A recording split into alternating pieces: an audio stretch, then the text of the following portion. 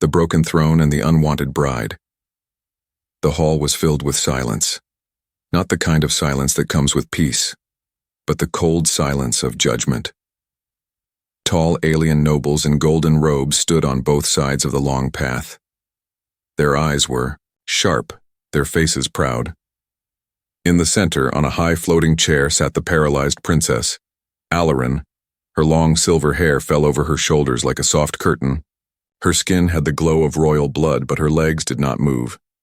They had not moved in over 2 years, ever since the rebels attacked her convoy and left her broken. And ever since that day, no alien prince would marry her. She is royal by name, they whispered, but useless in body. Today was her wedding day. The grand doors at the far end opened. Footsteps echoed.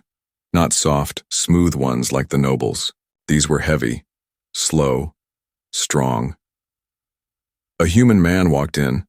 He wore no armor, no fine robe, just simple desert clothes, dusty boots, and a leather strap across his chest. His name was Tevin, a farmer from a distant human colony. The nobles laughed behind. Their hands, that's the groom? They're giving her to a beast. Alarin didn't look up. Her eyes were locked on the floor, her hands folded tightly in her lap. This was not a wedding.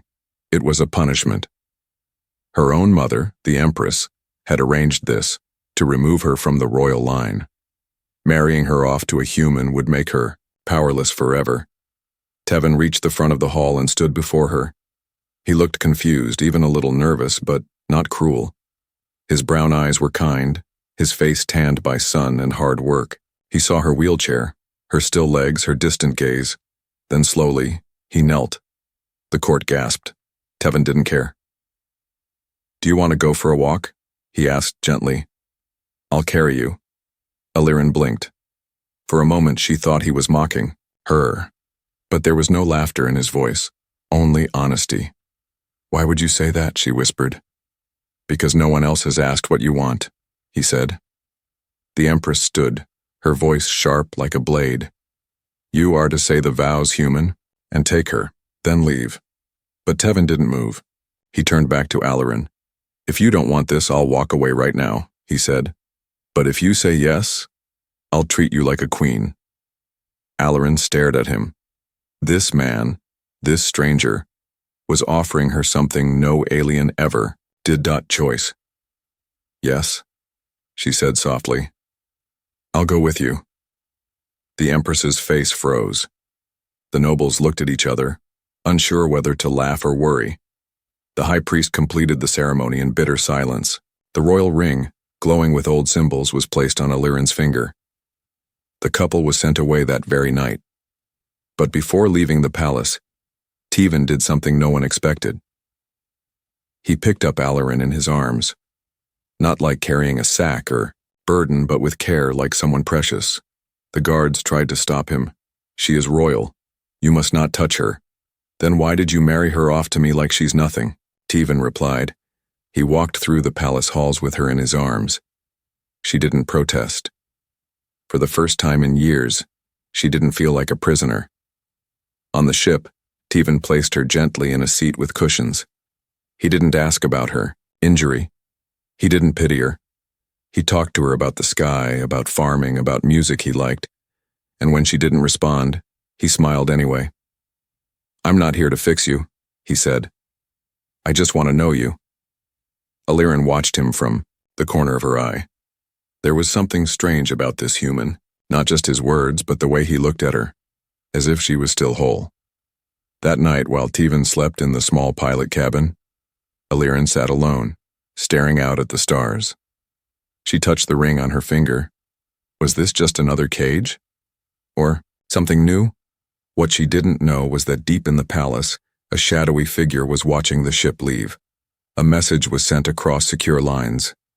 The human must not learn the truth about the princess. If he does, it will destroy everything. The human who touched a goddess. The royal cruiser moved quietly through deep space far from the bright lights of the palace. Inside the ship, silence lived like a quiet ghost. No music, no laughter, just the soft hum of the engine. Alarin sat near the viewing window, Stars moved past like falling snow.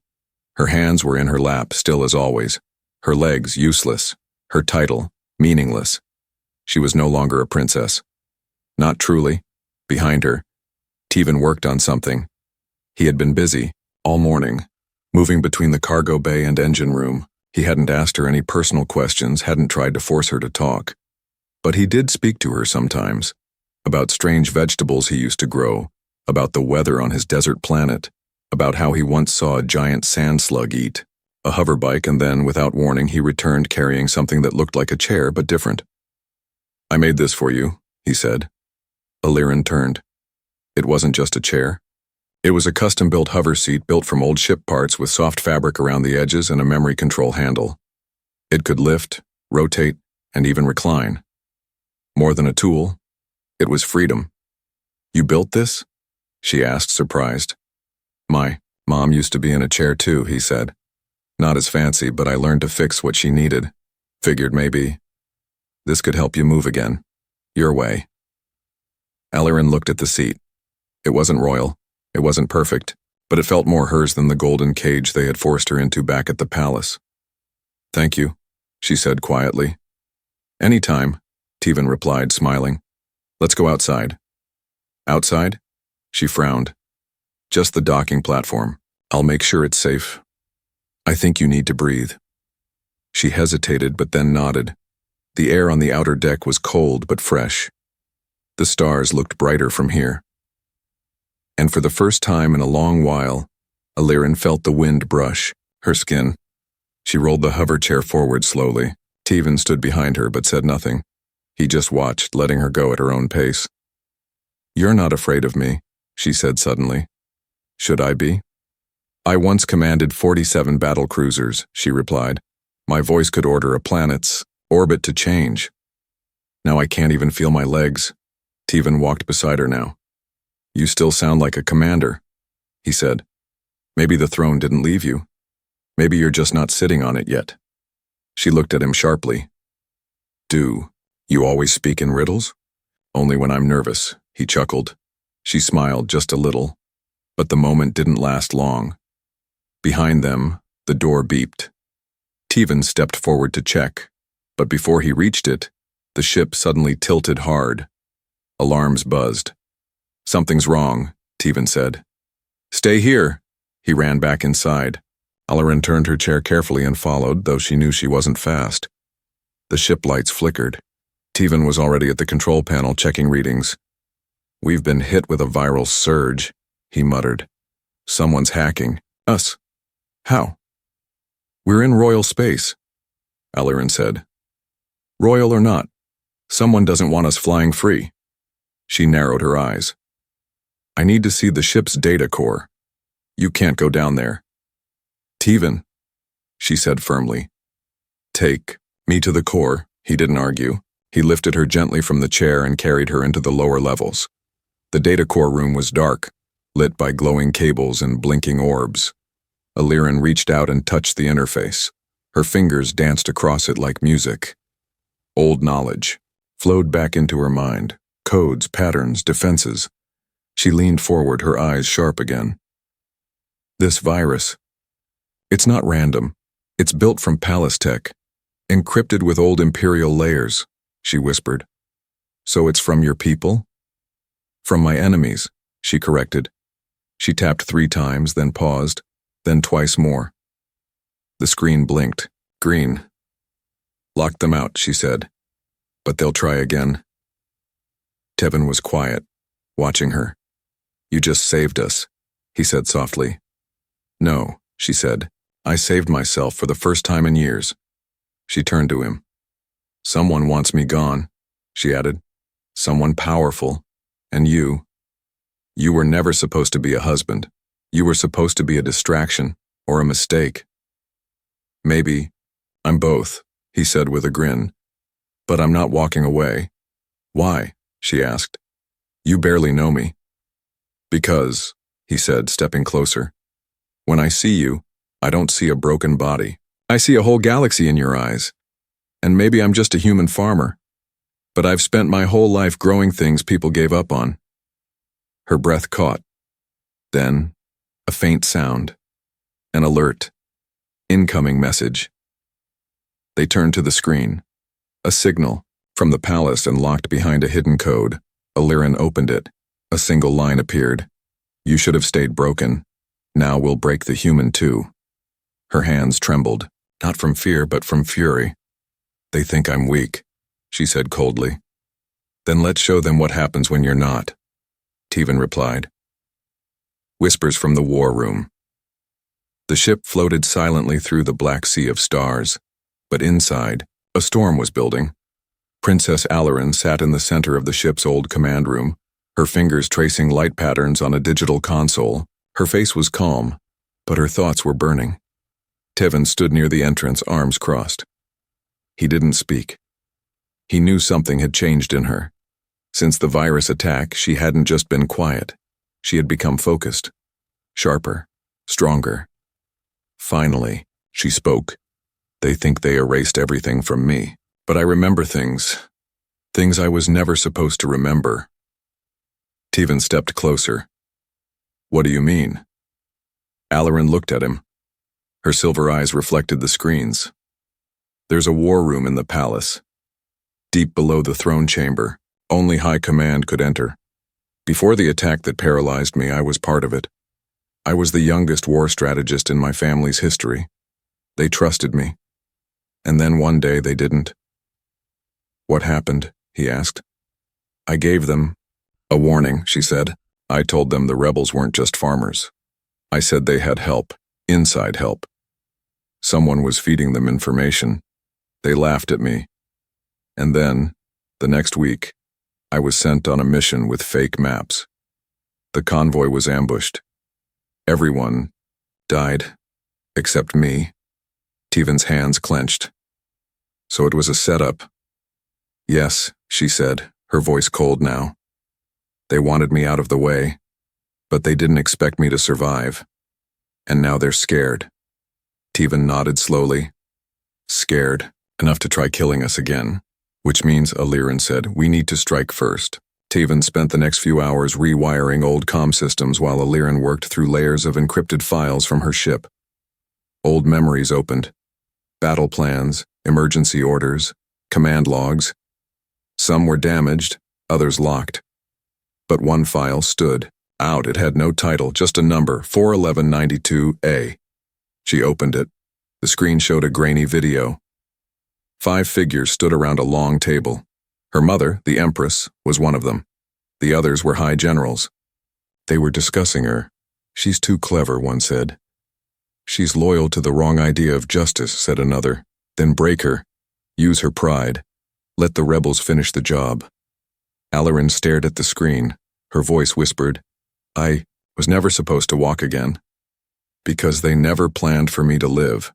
Tevan watched her closely. What do you want to do now? I want my war room back, she said. They landed on a forgotten moon called Vishara, where an old, Imperial relay station stood covered in dust. The place hadn't been used in decades, but its signal towers still pointed at the stars. Tevan helped Illyrin down, and they moved through broken halls filled with wires and shadows. Deep inside, they found a control chair. Illyrin connected her. Neural link, an implant behind her ear still working after all these years. This station once ran silent drone fleets, she said. I used to test battle strategies here. The Empire thought it was abandoned, but I kept it hidden. Why? Tevan asked.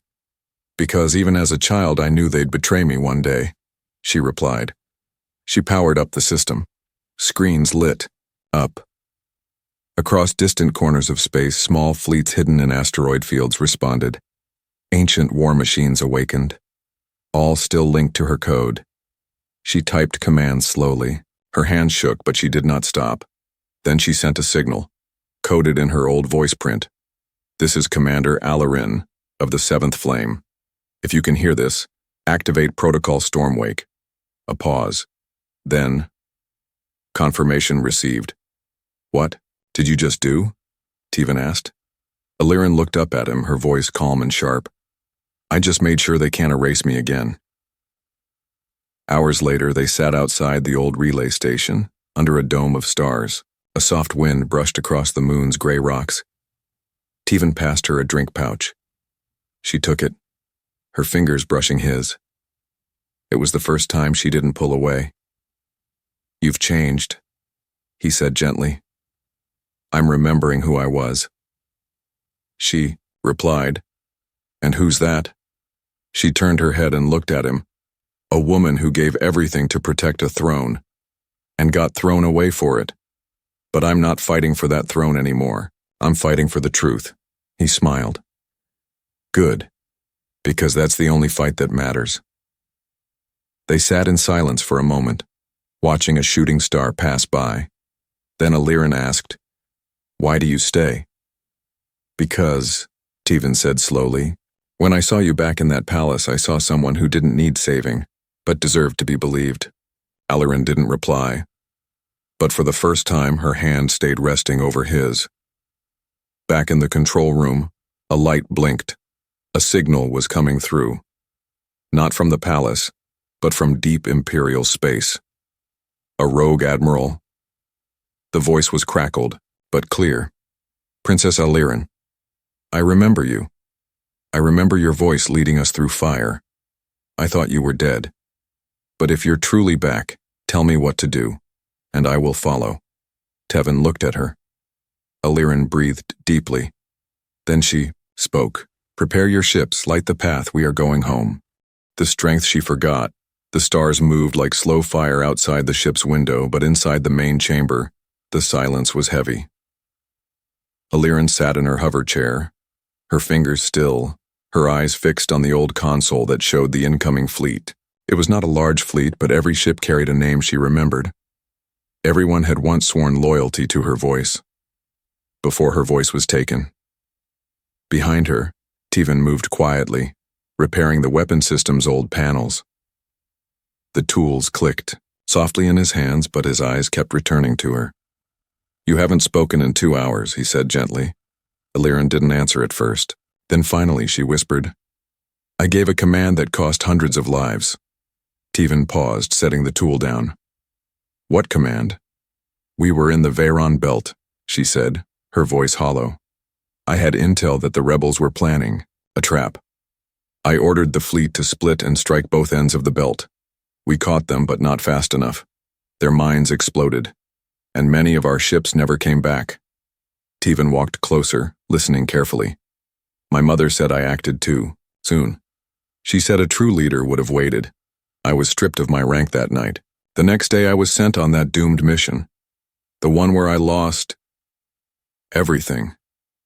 She looked down at her still legs. "Since then I've asked myself again and again, what if they were right?" Teven stepped in front of her and knelt, so she had to meet his eyes. "I've never told you this," he said, "but I was on one of those ships, one of the last survivors of the right-wing strike." Illyrin's breath caught. "You were there?" "Yes," he said softly. "And I'm alive because of that command."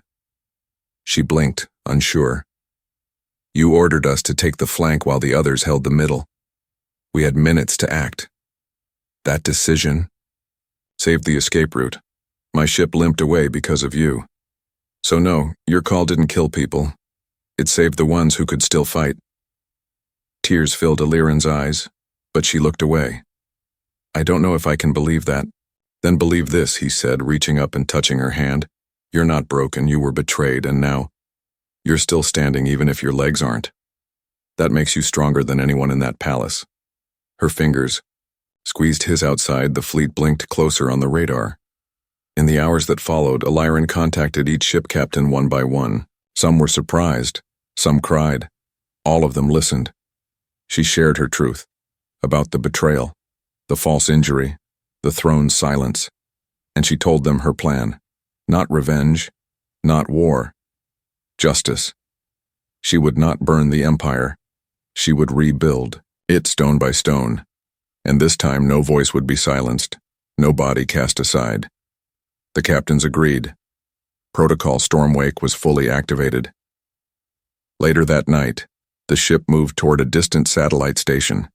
It was a forgotten outpost, abandoned after the war.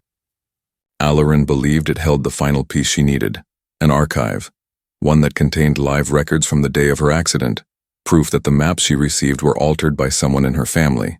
When they landed, the place was dark and cold. Metal creaked. Air was stale. Dust covered everything. Teven helped her down into the core chamber. It took time, but they found it. A single glowing cube marked command records. Restricted. Alarin reached for it, then stopped. Her hands trembled. "If this proves what I fear," she whispered, "it means my own mother ordered my death." Teven looked at her. "Do you want me to play it instead?" She shook her head. "No. This is mine to face." She touched the cube. It opened. A voice played. Clear, sharp, familiar. "Change the coordinates. Tell her it's secure. When the rebels strike, let them finish her. We'll mourn publicly, and then remove the rest quietly." The voice was her mother's. Alarin closed her eyes. Tears slid down her cheeks, but her back stayed straight. She didn't break. She pressed the save command. "Send a copy to every ship in our fleet." "Are you sure?" Teven asked. "They need to know what they're fighting for." On the way back to the ship, the old elevator trembled. Alarin sat in silence beside Teven, her head resting slightly against the cold wall. "I should be angry," she said. "You're not?" he asked. "No," she said. "I feel free, like a chain just slipped off my heart." Teven nodded. "Truth has a way of doing that." She looked at him and smiled, really smiled for the first time. "Thank you," she whispered. "For..." "What?" "For helping me remember the strength I forgot." As the ship rose back into the stars, the fleets received her message. One by one, they activated their emblems, the symbol of the flame, the mark of Commander Alarin. And far away, back in the palace, the Empress watched the symbols light up across the system. Her eyes narrowed. "So, the girl survived after all," she said. "And she's not just walking, she's leading." The throne beneath the dust. The ship landed under the light of a red sun. The surface of the hidden planet shimmered with soft ash, and the old imperial buildings half sunk into the ground like forgotten bones.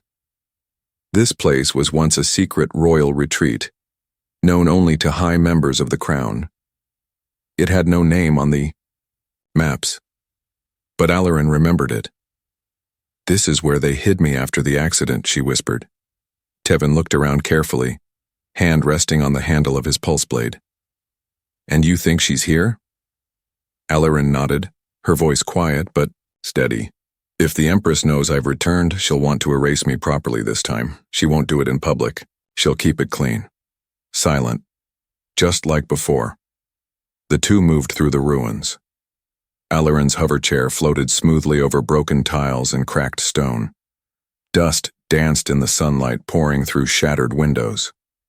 Once grand pillars, now leaned like tired soldiers. "This place smells like secrets," Teven muttered. Alarin stopped in front of a sealed chamber. A royal crest glowed faintly on the wall, her family's symbol. She placed her hand on it. Nothing happened. Then she spoke. Voice recognition. "Princess Alarin. Unlock code, Soul's Breath." The door slid open with a deep hiss. Inside it was cold, clean, untouched. Too clean. They stepped in. A soft voice echoed from the walls. "You should not have come back, child." Teven turned sharply. From the shadows stepped the Empress herself. Still, tall, still dressed in robes of power. But now her eyes were tired, and behind her stood two Imperial guards, armed and silent. "You betrayed me," Alarin said, her voice shaking with fury. The Empress tilted her head slightly. "I preserved the Empire." "By trying to kill your daughter?" "By removing a threat," she answered. "You were too curious, too bold. You cared more for truth than control. I raised a soldier, not a poet." Teven stepped between them. "You don't get to speak to her like that." The Empress ignored him. "And you," she said coldly, "are a tool she used, A distraction. Do you really believe a human farmer belongs in a royal bloodline? No, Tevan said. But I belong beside her. Suddenly one of the guards stepped forward. Illyrin held up her hand. Don't. But the guard raised his weapon. Tevan reacted fast, rushed forward, knocked the barrel aside, and wrestled the soldier to the ground. A shot fired. Illyrin gasped, but it missed. The second guard moved in, but Illyrin, without thinking, activated her hoverchair's side blasters. They fired a burst that knocked the attacker back into the wall. Tevan stood, panting. His arm was bleeding.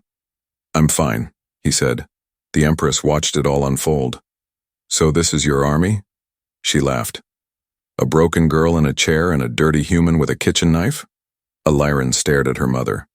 You were wrong to fear me before, she said quietly. Because back then, I still wanted your love. The Empress flinched. For the first time, her face cracked. I don't want your throne, Illyrin continued. I want the truth out. I want every voice you silenced to be heard again. The Empress's eyes burned. You think you can change the system with ships and speeches? You are nothing. No, Illyrin said, her voice rising. I'm the storm you tried to bury. They locked the Empress and the two guards inside, the very chamber she had tried to imprison Illyrin years ago. Tevan sealed the doors manually. How long will it hold? Illyrin asked. Long enough, he said. They exited the ruins into the rising dusk. Later that night from the bridge of their ship, Illyrin stood beside Tevan as she sent the next transmission. To the citizens of the Empire, she began, this is former Princess Illyrin. You were told I vanished. You were told I failed. You were told I was broken. But now you will hear the truth. My mother tried to erase me because I knew too much, and I am not the only one she tried to silence. Across dozens of star systems, screens lit up. Her voice echoed through ships, homes, and stations. People watched with wide eyes and held breaths. I will no longer hide, and if you've been cast aside, forgotten, or broken, rise, because your voice matters. And this empire, this future, belongs to all of us. She ended the transmission. Silence followed. Then, one by one, the people began to reply. Messages poured in. I remember her. She saved my planet. I lost my legs in the war. They threw me away. I'm with you. She gave my brother a medal when no one else saw him. Fleet commanders aligned with her. Rogue colonies lit signal fires in her name. A movement had begun. In their private quarters, Tevan cleaned his wound while Illyrin watched.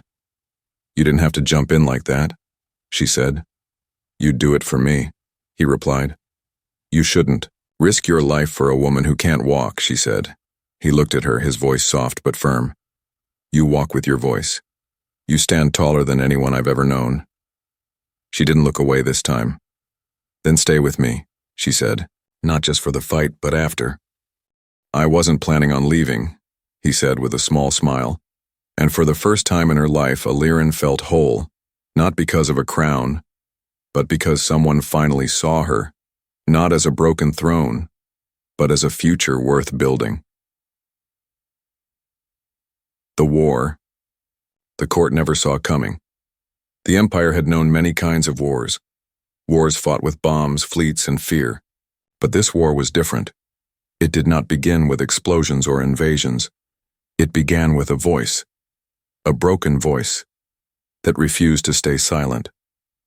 Illyrin's message had spread faster than fire across dry wood. Her truth lit a spark in the forgotten corners of the Empire, among the wounded soldiers, the dismissed workers, the discarded mines. Voices rose, eyes turned, and suddenly, the court felt cold fingers of fear. Back at the palace, the High Council met in a dark chamber. 12 seats, 11 were filled. The Empress's seat was empty, locked away on the hidden planet. We must act quickly, said Councillor Vern. Her signal reaches too far. Her fleet is still small, said another.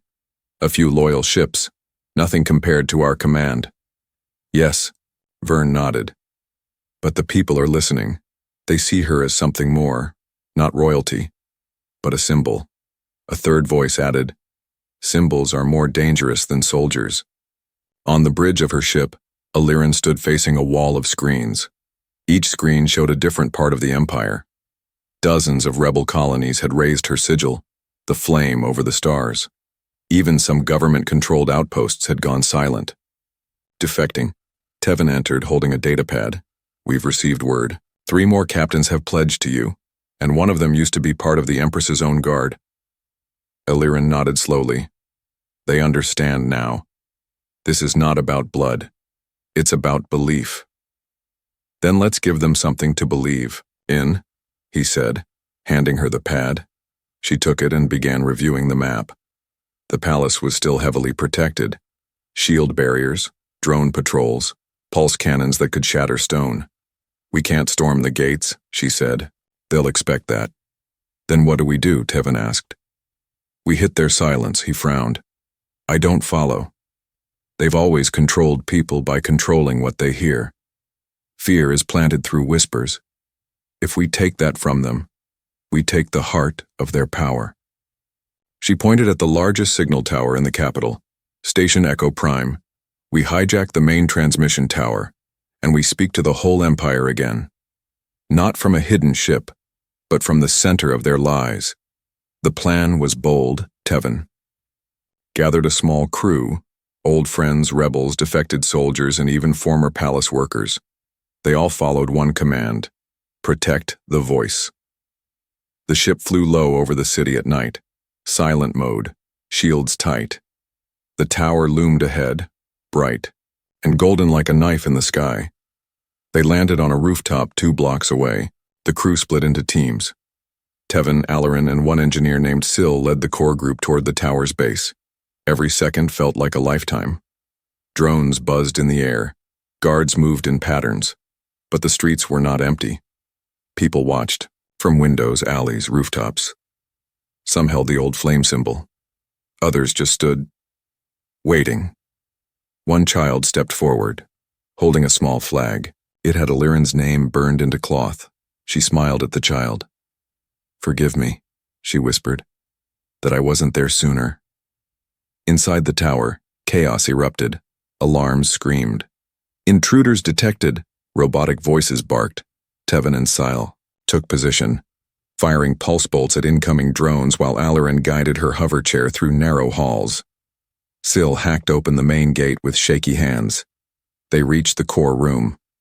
A large glowing sphere hovered in the center. Around it, 5 guards in heavy armor. "Drop your weapons," one of them shouted.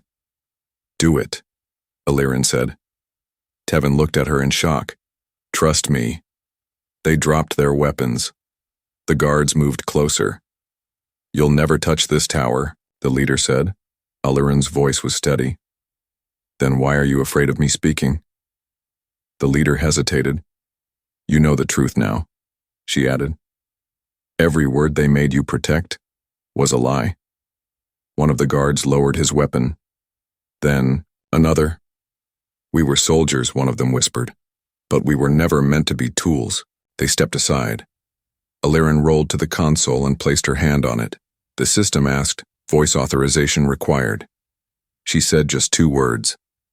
"I remember." The tower came to life. Across the Empire, every screen, every speaker, every signal was overtaken.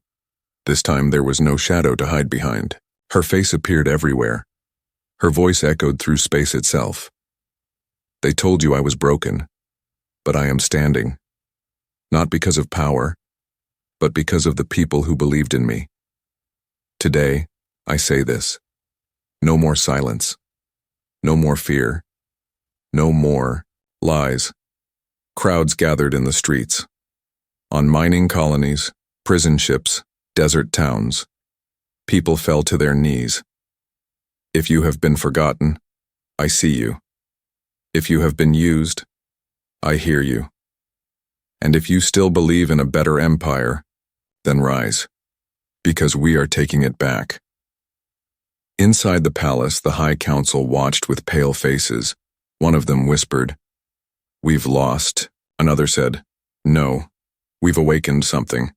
When the speech ended, Aliran sat still. Then Tevan came beside her and said, "You did it." "Not yet," she whispered. "We still have one more step." He nodded. "The throne." She shook her head. "Not the throne. The people." And far away, locked inside her quiet golden cell, the Empress heard the voice of her daughter fill the palace. She closed her eyes, and for the first time in her life, she wept. The rise of Queen Aliran and the human king. The stars above the empire burned brighter than ever. On 100 worlds, people gathered in silence, waiting. Old generals stood at attention. Miners put down their tools. Merchants turned off their lights. The entire galaxy seemed to hold its breath.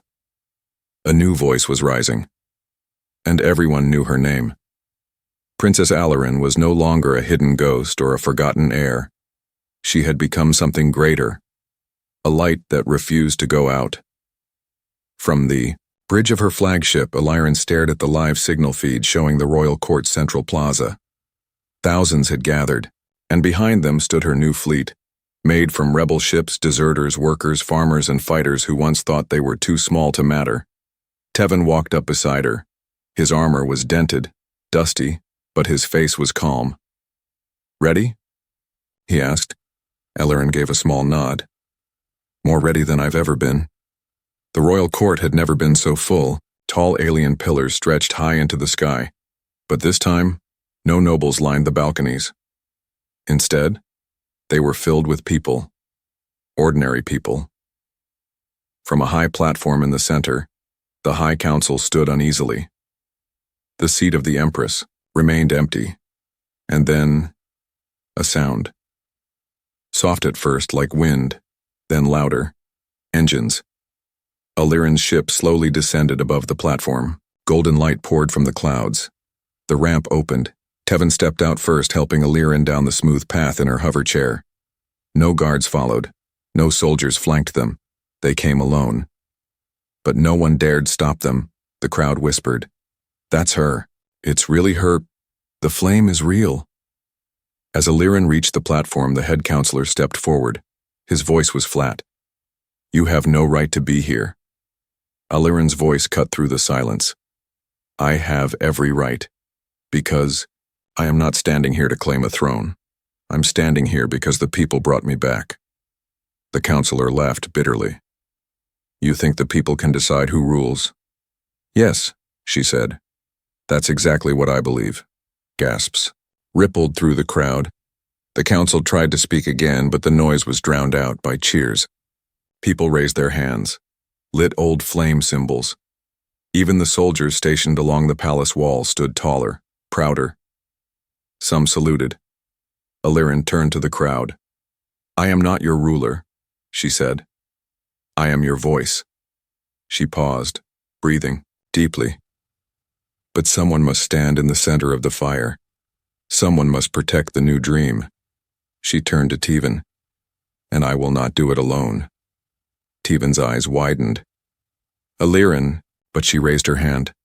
"This human stood beside me when I was called useless. He carried me when I could not walk. He listened when no one else did. He believed in me when even I could not believe in myself. What are you doing?" He whispered. "What we were meant to do," she said softly. Then turning back to the crowd, she said the words that would become legend. "This is Tevan, a farmer from a forgotten planet. And from this day forward, he is my equal, my partner, my king, not by blood but by heart." There was silence, then thunder, a storm of cheers louder than any battle cry. People wept. They chanted her name. They chanted his name, Aliran, Tevan, Queen and King. That night, the stars over the palace were filled with lights. Celebrations lit every corner of the empire. People danced in places that once only held silence. Voices that had been quiet for decades sang again. In the heart of the palace, Aliran entered her old room, the same chamber where she once sat alone, dreaming of escape. It was still full of gold. But now, it felt smaller than she remembered. She turned to Tevan, who leaned in the doorway. "You're quiet. she said. Just thinking, he said, about how fast things changed. She smiled. Not fast. We just finally caught up to who we were meant to be. He stepped inside. Do you miss your old life? He asked. Every day, she said honestly. But I wouldn't trade this for anything. Then she rolled her chair to the edge of the balcony. The night wind brushed her hair. The city below was alive, fires glowing, music rising. She turned, her head to him. Do you ever wonder, she asked softly, why no alien wanted me? Because they were fools, he said without hesitation. And you? He walked over and knelt beside her again like he had the first day they met. I didn't see a paralyzed girl, he said. I saw a storm trapped in a cage. And I thought, maybe if I opened the door she'd remember how to fly. Tears touched her eyes, but she smiled. And now? Now, he said, you don't need wings. You are the sky, far away. Deep inside a forgotten prison cell on a distant world, the Empress stared at a tiny screen. She saw the celebration. She saw her daughter, her former heir, crowned by the very people she once ruled. And she whispered to herself, I tried to bury her. Then she closed her eyes, but she was always the seed. And so the empire changed, not by war, not by fear, but by truth. Queen Illyrian ruled not from a throne, but from the hearts of her people, and beside her, the human who saw her not as broken, but as unstoppable. Final line. They gave her away. Like a burden, but she rose as a queen, and the man they mocked stood with her as the new heart of an empire.